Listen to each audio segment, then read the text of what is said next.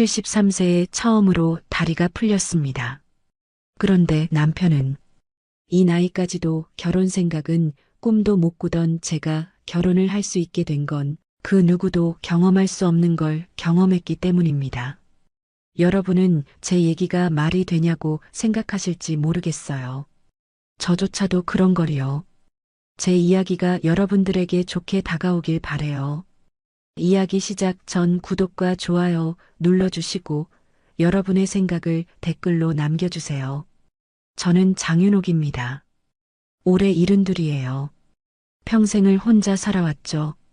사람들은 왜 결혼 안 했냐고 물어봅니다. 저는 그럴 때마다 그냥 웃고 넘어가곤 했어요. 진짜 이유는 말할 수 없었거든요. 40년 전 일이지만 아직도 가슴이 아프거든요. 저는 전직 양장점 재단사였습니다. 손재주가 좋아서 동네에서 제법 유명했죠. 그때 만난 사람이 최동아였어요. 동아는 제 첫사랑이었습니다. 우리는 결혼을 약속했죠. 웨딩드레스도 제가 직접 만들었어요. 하얀 레이스를 한 땀 한 땀 바느질하면서 얼마나 설레었는지 몰라요. 열흘 후면 결혼식이었거든요. 그런데 어느 날 갑자기 동아가 사라졌습니다. 아무 말도 없이요. 연락도 안 됐어요. 저는 미쳐버릴 것 같았거든요. 혼자서 결혼식장 예약을 취소했어요. 하객들한테 연락도 돌렸죠. 그렇게 부끄러울 수가 없었습니다. 사람들 시선이 견딜 수 없었어요. 그 이후로는 사람을 믿지 않게 됐습니다. 사랑도 포기했죠. 양장점 문을 닫고 시장 골목에서 수선 일만 했어요. 바느질만이 제 유일한 위안이었거든요. 40년이 흘렀습니다. 저는 여전히 혼자였어요. 매일 똑같은 일상이었죠. 아침에 일어나서 간단히 밥 먹고 시장에 가서 수선 일하고 저녁에 집에 와서 라디오 듣고 자는 거였습니다. 그런데 그날 밤은 달랐어요. 라디오에서 옛날 노래가 나왔거든요. 가사 중에 이런 부분이 있었습니다. 당신은 기다림이란 단어를 참 많이도 알았군요. 그 순간 눈물이 터져 나왔어요. 40년 동안 꾹꾹 눌러 참았던 감정이 한꺼번에 폭발했습니다. 저는 정말 기다렸거든요. 처음엔 돌아올 거라고 믿었고, 나중엔 포기했지만, 그래도 마음 한구석에서는 계속 기다리고 있었나 봅니다. 그날 밤 저는 한참을 울었어요. 쌓여있던 원망과 그리움이 모두 쏟아져 나왔죠. 이제야 깨달았습니다. 저는 아직도 동아를 잊지 못했다는 걸요. 가슴이 너무 아팠어요. 40년 전 그날의 상처가 아직도 생생했거든요. 웨딩드레스를 보며 혼자 눈물을 흘렸던 그 밤이 떠올랐습니다. 모든 걸 다 준비했는데 혼자 남겨진 그 절망감이요. 다음 날 아침 조카 영희가 전화를 걸어왔습니다. 이모, 복지관에서 봉사활동 같이 해요. 집에서만 계시지 말고 나와서 사람들도 만나고요. 처음엔 싫다고 했어요. 사람들과 어울리는 게 너무 어색했거든요. 하지만 영희가 계속 권해서 결국 가보기로 했습니다. 그때는 몰랐죠. 그 결정이 제 인생을 완전히 바꿔놓을 거라는 걸요. 복지관에 처음 간 날 저는 무척 긴장했습니다. 40년 동안 사람들을 피해 살았는데 갑자기 봉사활동을 한다는 게 쉽지 않았거든요. 영희가 옆에서 이것저것 설명해줬지만 제대로 들리지 않았어요. 이모, 여기서 어르신들 식사 도우미 하시면 돼요. 어렵지 않으니까 천천히 해보세요. 복지관 식당은 생각보다 북적였습니다. 어르신들이 삼삼오오 모여 앉아 식사를 하고 계셨죠. 저는 앞치마를 두르고 조심스럽게 배식을 도왔어요. 손이 떨렸지만 어르신들이 고맙다고 해주시니 마음이 좀 놓였습니다. 그런데 그때였어요. 한 남성이 제 앞에 섰습니다. 키가 꽤 크고 머리가 희끗희끗한 분이었죠. 나이는 저와 비슷해 보였어요. 뭔가 낯익은 느낌이 들었거든요. 국 좀 부탁드릴게요. 목소리가 들리는 순간 가슴이 쿵했습니다. 어디서 들어본 듯한 목소리였거든요. 하지만 확신할 수는 없었어요. 40년이 지났잖아요. 사람이 얼마나 변했겠습니까? 저는 국을 떠들이면서 슬쩍 그분 얼굴을 봤습니다. 눈매가 참 따뜻했어요. 웃는 모습도 어디서 본 것 같았죠. 하지만 여전히 확신은 서지 않았습니다. 감사합니다. 그분이 말하며 자리로 돌아갔어요. 저는 멍하니 그 뒷모습을 바라봤습니다. 걸음걸이마저 낯익었거든요. 하지만 설마 하는 마음이 더 컸어요. 이런 우연이 있을까 싶었습니다. 식사 시간이 끝나고 저는 설거지를 도왔어요. 다른 봉사자들과 함께 그릇을 정리하고 있는데 앞치마 끈을 푸는 순간이었습니다. 코트에서 단추 하나가 떨어져 바닥으로 굴러갔어요. 검은색 작은 단추였죠. 저는 허둥지둥 바닥을 살폈습니다. 그런데 찾기가 쉽지 않았어요. 다른 봉사자들 발밑으로 굴러간 것 같았거든요. 선생님, 단추 떨어지셨네요. 그 목소리였습니다. 아까 그 남성이 제 옆에 쪼그리고 앉아 바닥을 살피고 있었어요. 그리고 식탁 다리 아래에서 단추를 찾아 집어들었습니다. 그 순간 저는 숨이 멎을 뻔했어요. 굵고 단단한 손가락, 손등에 있는 작은 갈색 점, 그리고 새끼손가락의 미세한 휘어짐까지 40년 전 제가 만든 웨딩드레스를 조심스럽게 만져보던 그 손과 똑같았습니다. 동아의 손이었어요. 심장이 미친 듯이 뛰었습니다. 온몸에 소름이 돋았어요. 40년 전의 기억이 선명하게 떠올랐거든요. 그 손이 제 어깨를 감싸주던 따뜻함, 손가락을 맞잡고 걷던 그 느낌까지 모든 게 되살아났습니다. 여기 있었네요. 동아가 단추를 제 손바닥에 올려주면서 환하게 웃었습니다. 그 웃음도 예전 그대로였어요. 눈꼬리가 살짝 내려가면서 만드는 온화한 웃음이요. 하지만 그는 저를 알아보지 못하는 것 같았습니다. 그냥 친절한 낯선 사람에게 하는 웃음이었어요. 고맙습니다. 저는 겨우 그 말만 했습니다. 목소리가 떨렸어요. 더 이상 그곳에 서 있을 수 없었죠. 40년 만에 마주한 그 사람 앞에서 저는 완전히 무너져 버릴 것 같았거든요. 저는 단추를 주머니에 넣고 급히 자리를 떠났습니다. 뒤에서 영희가 뭐라고 부르는 소리가 들렸지만 돌아볼 수 없었어요. 이모, 왜 이렇게 급하게 가세요? 영희가 뒤따라왔지만 저는 대답할 수 없었습니다. 40년 전에 사라진 그 사람이 바로 여기에 있었다는 게 믿어지지 않았거든요. 그리고 그는 저를 기억하지 못했어요.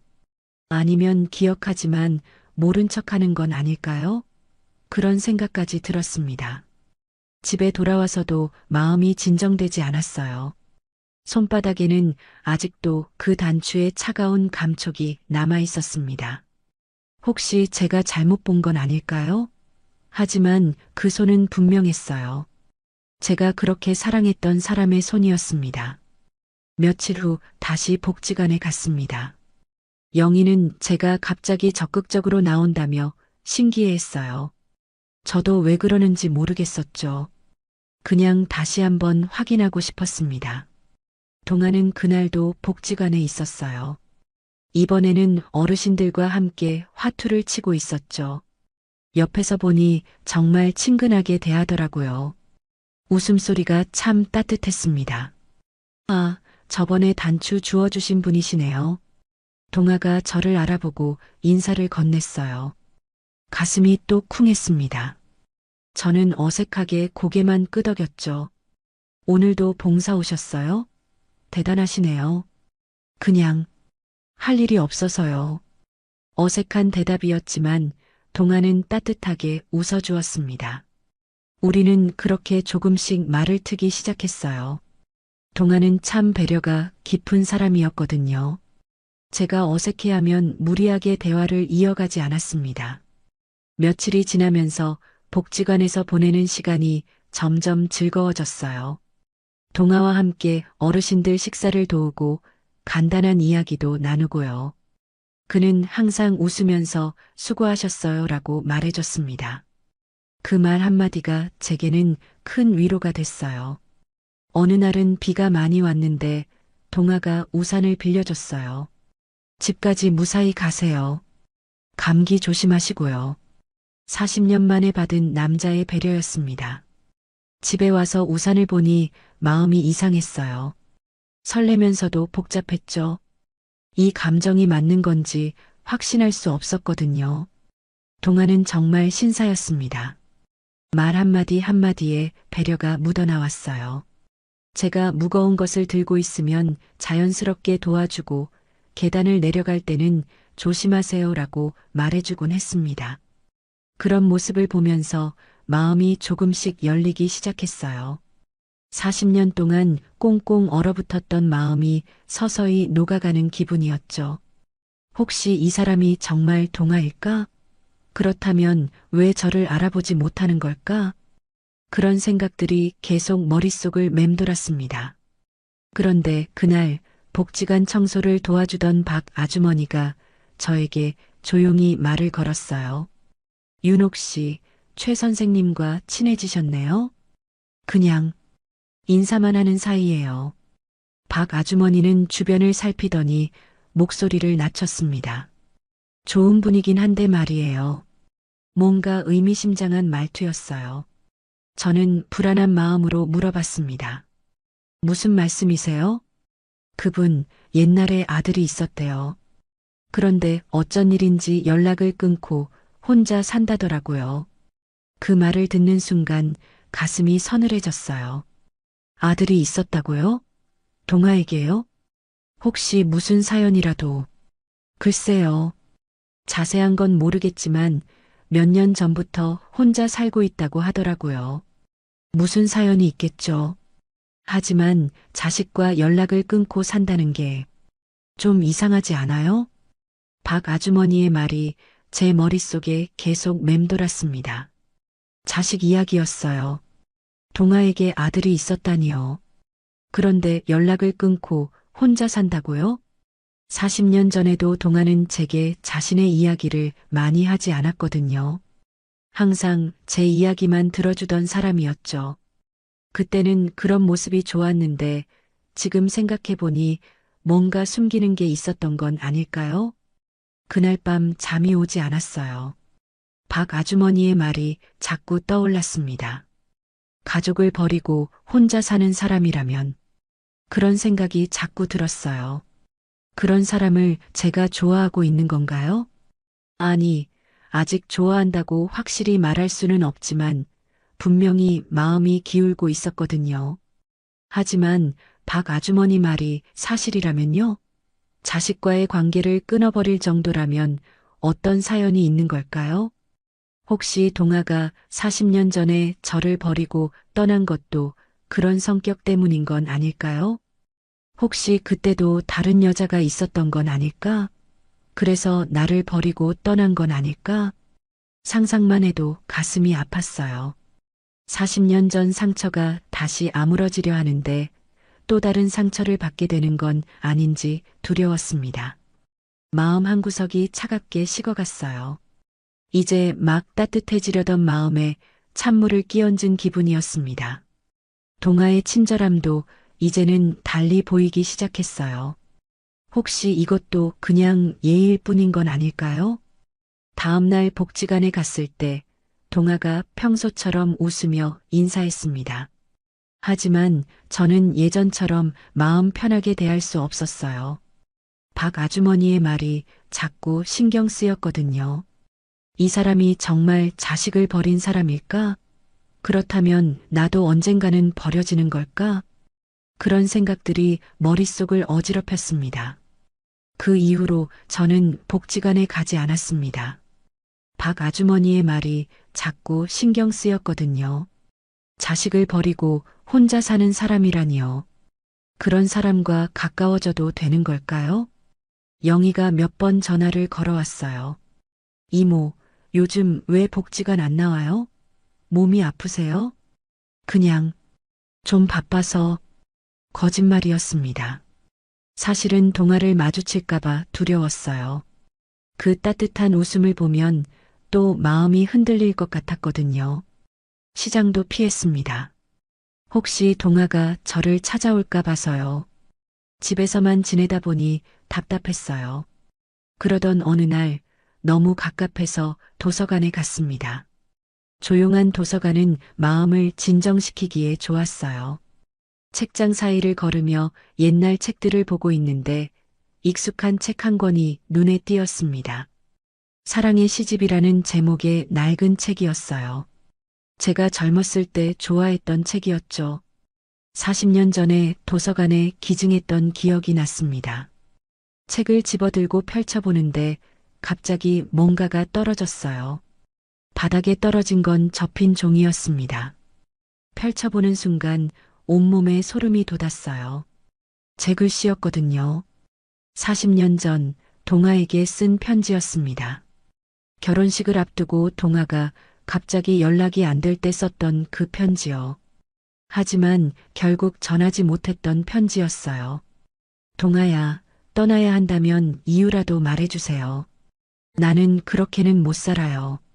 당신 없이는 하루도 살 수 없어요. 무슨 일이 있는 건가요? 내가 뭘 잘못했나요? 편지를 읽는데 눈물이 났어요. 40년 전 그 절망적인 마음이 고스란히 담겨 있었거든요. 그때 얼마나 애타게 기다렸는지, 얼마나 간절했는지 모든 게 되살아났습니다. 그런데 이상했어요. 이 편지를 왜 여기서 찾게 된 걸까요? 분명히 집에서 썼던 편지인데요. 책을 뒤적이다가 마지막 페이지를 보는 순간 심장이 멎을 뻔했습니다. 책 뒷면에는 대출 기록이 적혀 있었어요. 옛날 도서관은 이렇게 손으로 기록을 했거든요.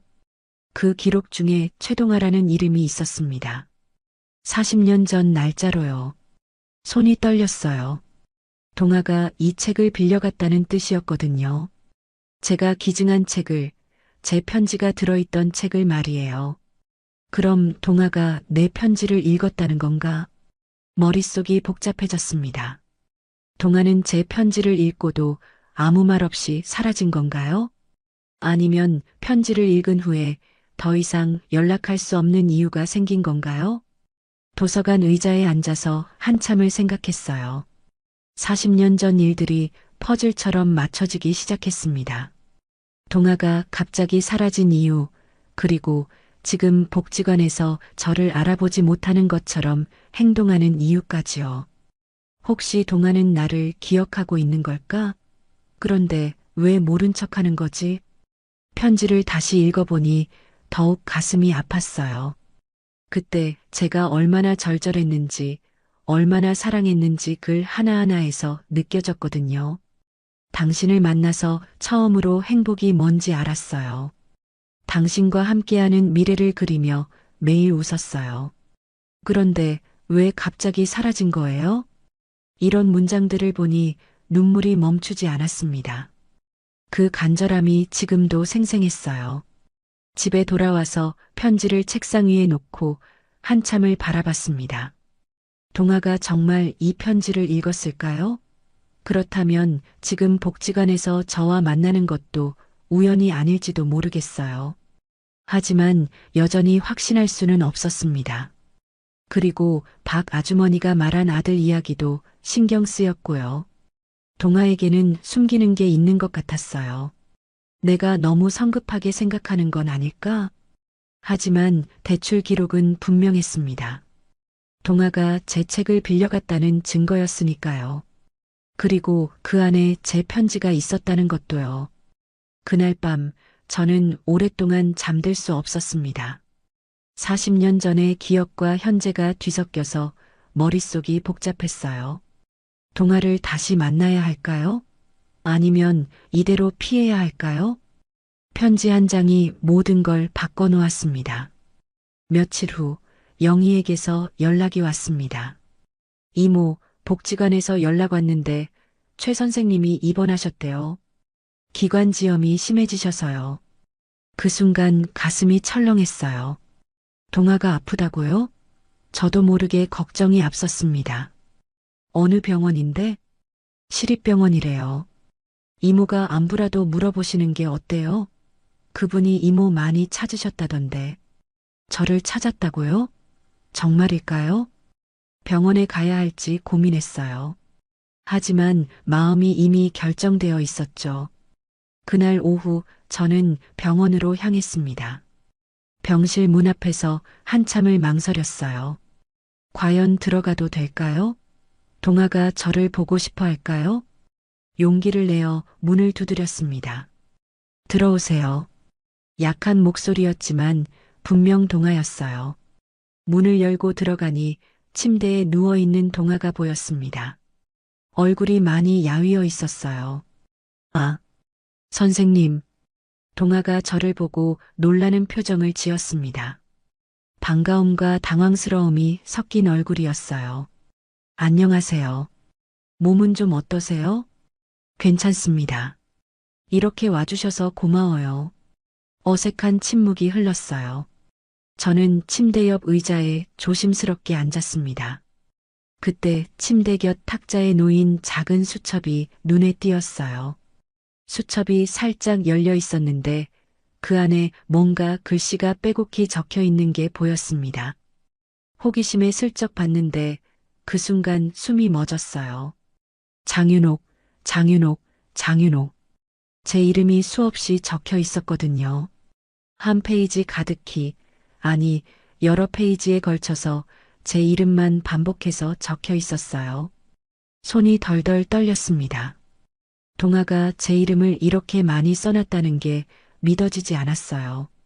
그걸 보셨군요. 동아의 목소리가 들렸습니다. 저는 고개를 들어 동아를 봤어요. 그의 눈에 눈물이 고여 있었습니다. 이건 말은 못했지만 매일 잊지 않으려 했어요. 동아가 떨리는 목소리로 말했습니다. 매일 밤 당신 이름을 적으면서 살았어요. 그래야 당신을 기억할 수 있을 것 같아서요. 저는 더 이상 참을 수 없었습니다. 40년 동안 억눌러왔던 감정이 터져나왔어요. 왜요? 왜 그렇게 하면서도 날 떠난 거예요? 눈물이 쏟아졌습니다. 40년간의 원망과 그리움이 모두 쏟아져 나왔어요. 내가 그렇게 버림받았다고만 생각했는데 당신도 나를 기억하고 있었다는 거예요? 동아도 울고 있었습니다. 그는 침대에서 일어나 제 손을 잡았어요. 윤호가, 미안해. 정말 미안해. 왜 그때 아무 말도 안 했어요? 왜 그냥 사라진 거예요? 그땐 나 혼자만의 선택이 아니었어요.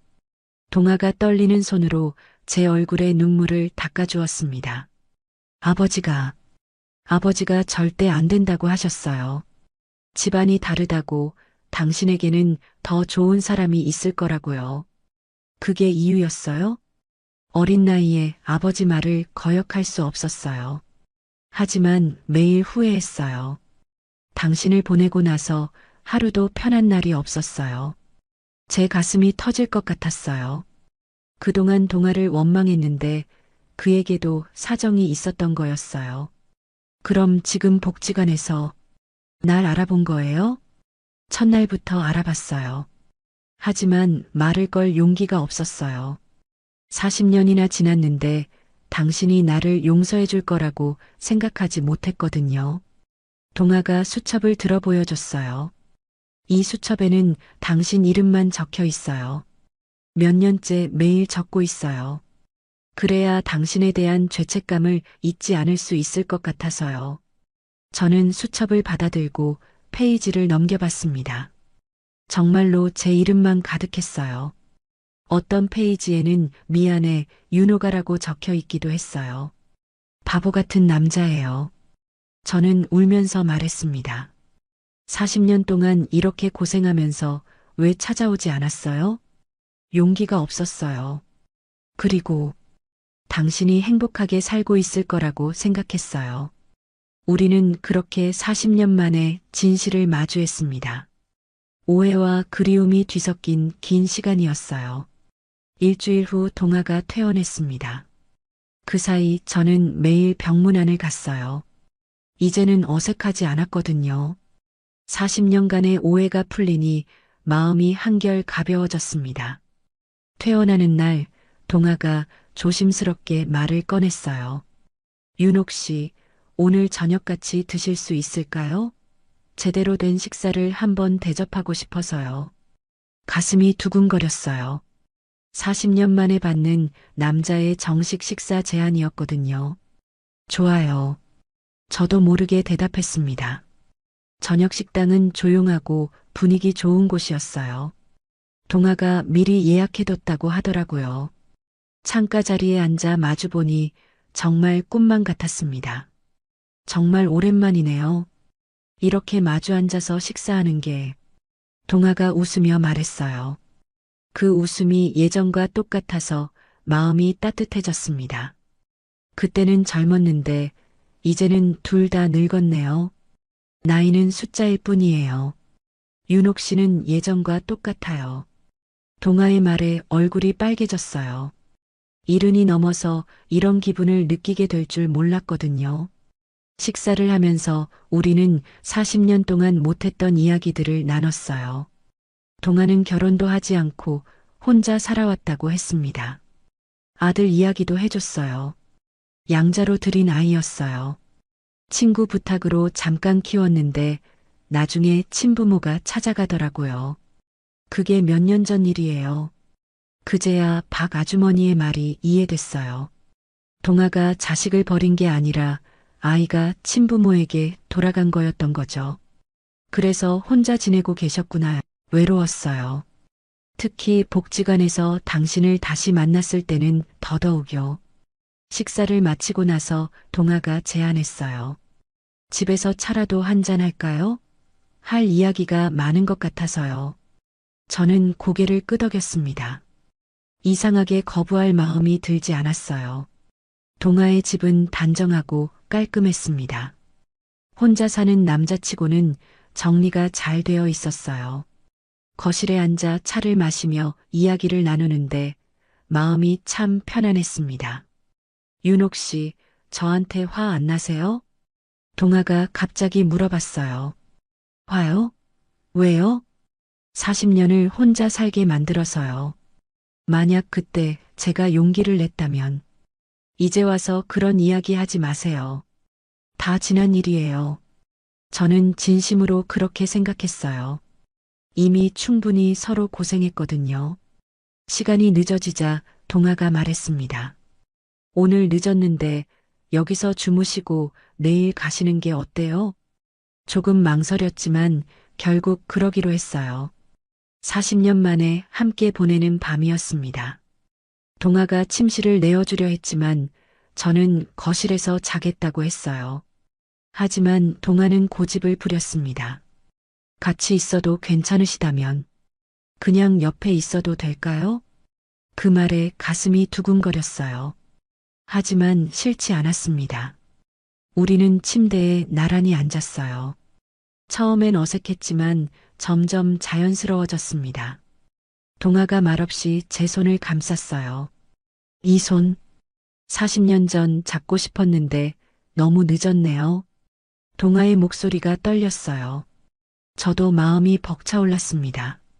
오늘 다리가 떨렸어요. 설레서요. 제가 솔직하게 말했습니다. 40년 만에 느끼는 설렘이었거든요. 정말요? 네. 어린애처럼 심장이 뛰더라고요. 동아가 제 손을 더 꽉 잡았어요. 젊은 날보다 더 깊고 조심스러운 온기가 흘렀습니다. 윤옥 씨, 이제부터는 혼자 두지 않을게요. 저도요. 이제는 도망가지 않을게요. 우리는 그렇게 손을 잡고 있었어요. 말은 많지 않았지만 서로의 마음이 다 전해졌습니다. 40년을 기다린 시간이 무색할 만큼 자연스럽고 따뜻했어요. 그날 밤 저는 정말 오랜만에 편안하게 잠들었습니다. 옆에 동아가 있다는 것만으로도 충분했거든요. 그 후로 저는 동아의 집에서 지내게 됐어요. 처음엔 어색했지만 점점 익숙해졌습니다. 하지만 40년을 혼자 살던 두 사람이 갑자기 함께 산다는 게 쉽지 않더라고요. 첫 번째 다툼은 요리 때문이었어요. 동아가 계란 프라이를 하는데 너무 태우는 거예요. 이렇게 하면 안 돼요. 불을 약하게 해야죠. 제가 나서서 말했더니 동아가 좀 서운한 표정을 지었어요. 제가 40년 동안 이렇게 해먹고 살았는데요. 그래서 이렇게 까맣게 탄 거 드셨구나요. 말이 나오고 나서 후회했어요. 너무 직설적으로 말한 것 같았거든요. 그럼 윤옥 씨가 하세요. 동아가 살짝 토라진 목소리로 말하며 부엌에서 나가버렸어요. 저는 혼자 남아서 계란 프라이를 다시 했습니다. 저녁을 먹을 때 분위기가 어색했어요. 둘 다 말이 없었거든요. 밥을 다 먹고 나서도 계속 침묵이 흘렀습니다. 밤에 침대에 누워서도 서로 등을 돌리고 있었어요. 평소라면 손을 잡고 이야기를 나누는 시간인데 말이죠. 그런데 한참 후에 동아가 조용히 말했어요. 윤옥 씨, 잠들었어요? 아니요. 오늘은 제가 말이 샜죠? 미안해요. 그 말을 듣는 순간 마음이 따뜻해졌어요. 저도 미안했거든요. 저도 너무 직설적으로 말한 것 같아요. 미안해요. 동아가 몸을 돌려 저를 보더라고요. 우리 바보 같네요. 이런 작은 일로 토라지고. 정말 그래요. 나이 먹고도 이러네요. 그렇게 웃으면서 화해했어요. 그리고 평소처럼 손을 잡았습니다. 며칠 후에는 텔레비전 때문에 다퉜어요. 동아는 뉴스를 보고 싶어 했는데 저는 드라마를 보고 싶었거든요. 어르신들은 뉴스 봐야죠. 드라마도 봐야 하는 거 아니에요? 서로 양보하지 않아서 결국 각자 다른 방에서 보게 됐어요. 하지만 재미없더라고요. 혼자 보니까 심심했어요. 그날 밤에도 침대에서 이야기했습니다. 오늘 제가 고집 부렸네요. 동아가 먼저 말했어요. 저도 그랬어요. 사실 뉴스가 더 중요하긴 하죠. 아니에요. 드라마도 좋아요. 내일부터는 번갈아 가면서 봐요. 이런 식으로 작은 다툼들이 계속 있었어요. 화장실 사용 순서, 신문 읽는 순서, 라디오 채널까지 모든 게 맞춰가야 했거든요. 하지만 신기한 건 매일 밤 대화로 다 해결된다는 거였어요. 낮에 아무리 토라져도 밤에는 꼭 화해하게 되더라고요. 윤옥 씨, 우리 참 웃기지 않아요? 이 나이에 이런 걸로 다투고. 그러게요. 젊었을 때는 이런 게 있는 줄도 몰랐는데. 사실 저는 생전 처음 누군가와 이렇게 정서적 소통을 하고 있다는 걸 실감했어요. 40년 동안 혼자 살면서는 화가 나도 참기만 했거든요. 누구에게 말할 사람도 없었고요. 하지만 이제는 달랐어요. 기분이 나쁘면 말할 수 있고 미안하면 사과할 수도 있었습니다. 그리고 상대방도 제 감정을 받아주었어요. 동아 씨, 저 오늘 시장에서 기분 나빴거든요. 왜요? 무슨 일 있었어요? 아주머니가 저보고 늙었다고 하더라고요. 그런 말하는 사람이 이상한 거예요. 신경 쓰지 마세요. 이런 대화들이 제겐 너무 소중했어요.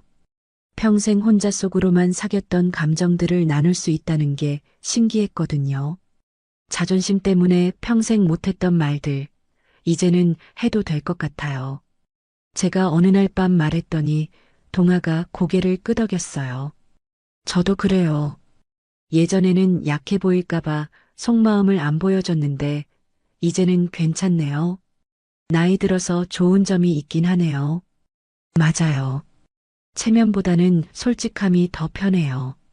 그렇게 우리는 매일 밤 손을 잡고 하루 있었던 일들을 나눴어요. 기쁜 일, 슬픈 일, 짜증났던 일까지 모든 걸 털어놓았습니다. 가끔은 옛날 이야기도 했어요. 40년 전 못다한 이야기들, 그동안 혼자 살면서 겪었던 일들을 나누면서 서로를 더 깊이 알아갔어요. 이렇게 살 수 있을 줄 몰랐어요. 뭐요? 누군가와 마음을 나누면서 사는 거요. 정말 다른 세상 같아요. 동화도 같은 생각이라고 했어요. 우리는 늦었지만 진짜 사랑이 무엇인지 배워가고 있었습니다. 몇 달 후 복지관에서 특별한 행사가 있었어요. 어르신 커플들의 웨딩 사진을 찍어주는 행사였습니다. 영희가 저희에게 참여해보라고 권했어요. 이모, 이모부랑 사진 찍어보세요. 예쁘게 나올 것 같은데요. 처음엔 부끄러워서 망설였어요. 이 나이에 웨딩 사진이라니요. 하지만 동화가 하고 싶다고 해서 결국 참여하게 됐습니다. 사진 찍는 날, 저는 하얀 블라우스를 입고 동화는 정장을 입었어요. 거울을 보니 어색하면서도 설렜습니다. 40년 전에 못 찍었던 웨딩 사진을 이제야 찍게 되다니요.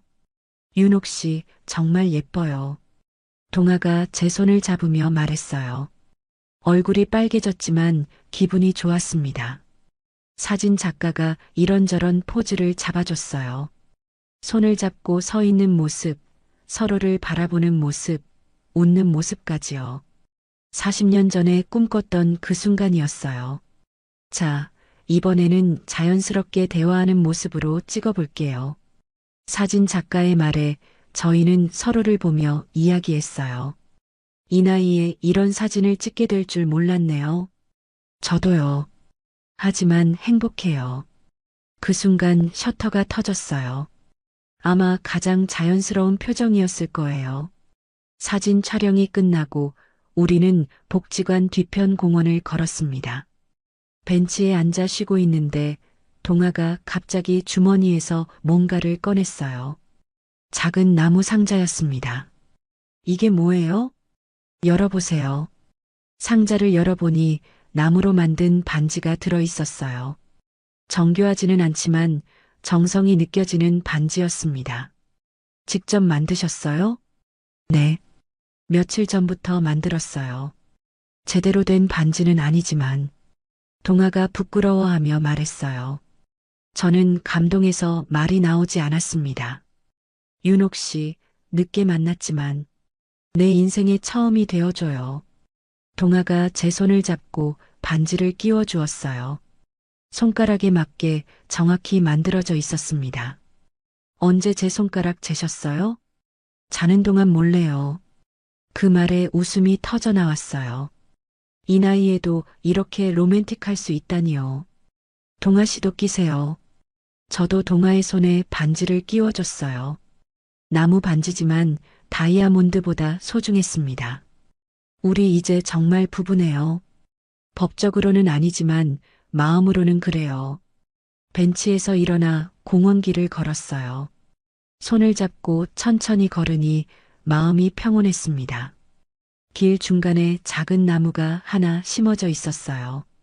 아직 어린 나무였지만 푸른 잎이 싱그러웠습니다.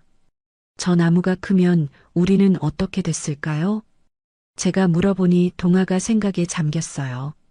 모르죠. 하지만 지금이 중요한 것 같아요. 맞아요. 앞으로 얼마나 걸을지 몰라도 오늘은 당신이 있어서 좋습니다. 그 말이 진심이었어요. 40년을 기다린 시간이 아깝지 않을 만큼 지금이 행복했거든요. 저도요.